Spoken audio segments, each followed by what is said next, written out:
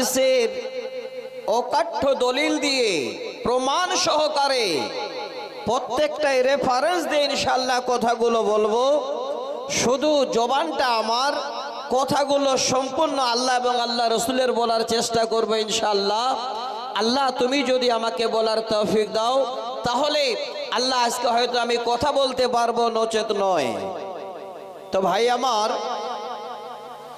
আমি যেখানেই আলোচনা করি, অত্র এলাকায় কোনো জায়গায় আমি এসেছি, আমার বন্ধু সানাউল্লাহ সাহেব জানেন, যেই টাইমটুকু আমি পাই কমিটির কাছে, সেই টাইমটাকে আমি কোনো মতেই চাই না নষ্ট করতে, এই মানুষের মূল্যবান সময়কে নষ্ট করতে।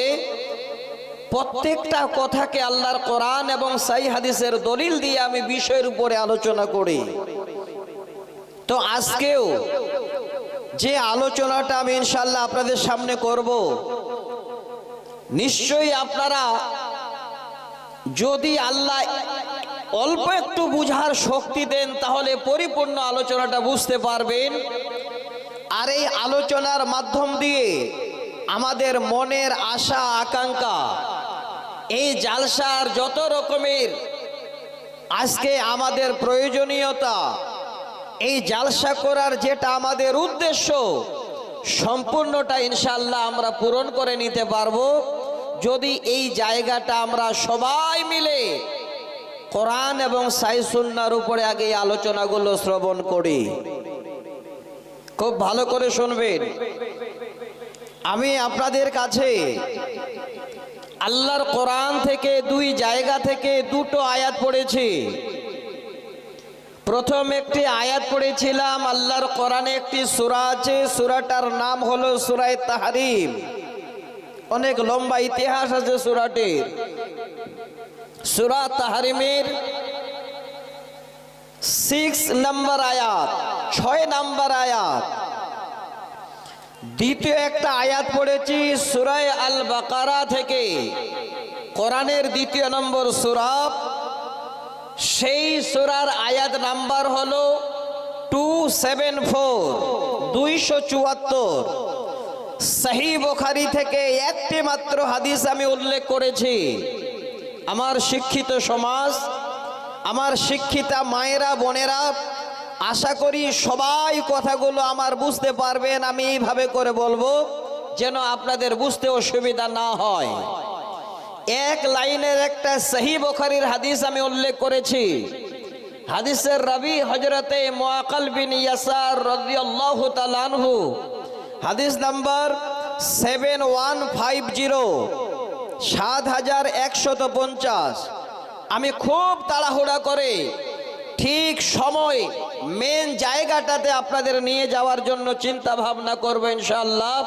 আল্লাহ তুমি আমাকে বলার, সমস্ত শ্রোতাদের শ্রবণের পরে আমাদের সকলকে আল্লাহ তুমি সঠিক আমল করার তৌফিক দিও। সকলে মিলে একবার উচ্চ সুরে পড়ি আল্লাহুম্মা আমিন। আজকে যেটা আমার বক্তব্য, সেই বক্তব্য, সেই বিষয়টা পরিপূর্ণ যারা এখানে মা এবং বাবা হয়েছেন আপনাদের জন্য। খুব মনোযোগ সহকারে নেবেন। আজকে মা বাবা যদি সচেতন হন, মা বাবা যদি শিক্ষিতা হন, মা বাবা যদি আল্লাহ রসুলের প্রেমিক হন, আপনাদের ছেলে মেয়েরাও আপনাদের দেখে আল্লাহ রসুলের প্রেমিক হবে। আপনারা যদি বা আদব মা বাবা হন, আপনার ছেলেরাও বা আদব সন্তান হবে। আপনারা যদি আজকে কবর বলে স্মরণ করেন, আপনাদের থেকে বেশি স্মরণ আপনার সন্তানেরা করবে, কবর বলে বেশি স্মরণ করবে ইনশাআল্লাহ। আমার বিশ্বাস, যদি একটু আপনারা ধৈর্য সহকারে আমার এই কথাগুলো আপনারা সবাই শোনেন। প্রত্যেকটা জিনিসের কথা বলার আগে 2-1 মিনিট একটা ভূমিকার প্রয়োজন আছে। কোন কিতাব যখন লিখেন, কোন লেখক প্রত্যেকটা কিতাবের বা বইয়ের দেখবেন প্রথম পৃষ্ঠা একটা ভূমিকা লিখেন, 1 পৃষ্ঠা। সেই ভূমিকাটা পড়লে অনেকটাই যারা জ্ঞানী গুণী বুঝতে পারেন যে এই বই বা এই কেতাবের ভিতরে কি এমন আলোচনা আসছে। ঠিক অনুরূপ আমি আপনাদের সামনে 2 মিনিটের একটা ভূমিকা বলছি, ভালো করে শুনবেন। কবর কি জিনিস আপনার থেকে আপনার সন্তান আরো বেশি করে চিনে নেবে। আপনি যদি সঠিক মা বাবা হয়ে সঠিক জায়গায় সময় পাস করেন, আপনার ছেলে মেয়ে আপনাকে ফাঁকি দিয়ে কোনো বাজারে গিয়ে কোনো এই রকমের বেয়াদবি অনুষ্ঠানে গিয়ে এই রকমের অন্যায় কোনো অনুষ্ঠানে গিয়ে তারা যোগদান করবে না। তবে সচেতন আগে হতে হবে আপনাদের। ভূমিকাটা হলো, যত বাবা মায়ের ঘরে সন্তান আছে সমস্ত সন্তানেরা হলো মা এবং বাবার আমানত। কথাটা ভালো করে বুঝবেন। যেই সন্তানেরা আপনাদের ঘাড়ে করে কবরে নিয়ে যাবে, যেই সন্তানেরা আপনাকে জানাজা পড়ে মাটি দেবে, যে সন্তানেরা আপনার কবরস্থানটাকে সুন্দর করে আগামী দিনে কি করে তার সুন্দর ব্যবস্থা করা যায় তারা ব্যবস্থা করবে, এই সন্তানেরা হলো সমস্ত বাবা এবং মায়ের জন্য আমানত। কাকে? সামনে তো জায়গা একটু ফাঁকা আছে, মা বোন সামনে একটু জায়গা ফাঁকা আছে, আপনারা কেউ দাঁড়িয়ে থাকবেন না। আপনারা আমার জনম দুঃখিনী মা, আমার খালা, আমার বোন, আমি অনুরোধ করে বলবো একজনও দাঁড়িয়ে থাকবেন না। আমি আপনাদের কাছে বক্তব্যটা রাখছি, খালি ভালো করে শুনবেন।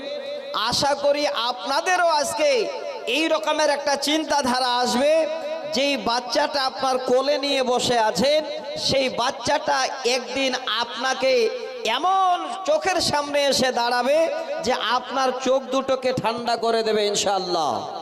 খালি একটু শোনার জন্য আহ্বান করছি, দাঁড়িয়ে থাকবেন না, বারবার যেন মাইকে কথা না বলতে হয়।